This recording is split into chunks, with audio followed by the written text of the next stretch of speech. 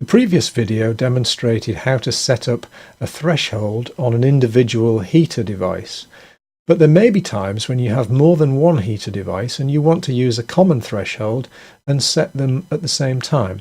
And to do that we can use a set point.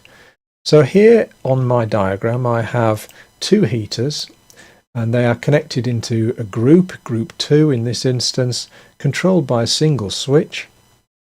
And I've also got them both connected to a temperature sensor using a sensor channel, and you can see by the blue dot that they're both connected to the same temperature sensor. But I want to set the thresholds of these two heaters both at the same time using a set point. So I'm going to go into manager mode and hit fit, and then at the right hand side I can see my spare icons, and I'm going to pick one of these. So here is a set point. It's currently set as a dimmer, so I've selected it, click on the details. I don't want it to be a dimmer, I want it to be a temperature set point, so I'm going to put it into mode 1 and hit apply. When you do change the mode, the icon jumps back to its default position on the screen where it was when the unit was first configured, so it's over here.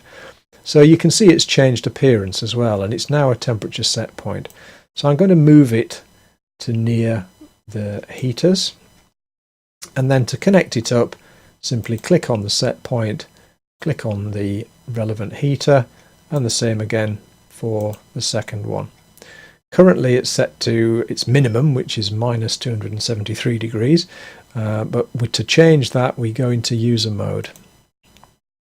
And in user mode I can click on the set point, and exactly the same way that I used the heater set point before, click on the set point and then enter a value into the control panel here. So my temperature sensor at the moment is reading 12.7. So let's say I'll enter 17 in here, hit return, and the set point will update. Now at present the heaters are on because the set point is 17 and the temperature that it's reading is only 12.7. If I now use the down arrow to reduce the temperature, as I get down below the temperature of the temperature sensor, both of the heaters go off. In the real world they would have gone off at the same time. The GUI update sometimes they appear to go separately, but the real outputs turn off at the same time. So again, if I turn the temperature up on the set point, both of the heaters will come back on. And that's how to use a set point.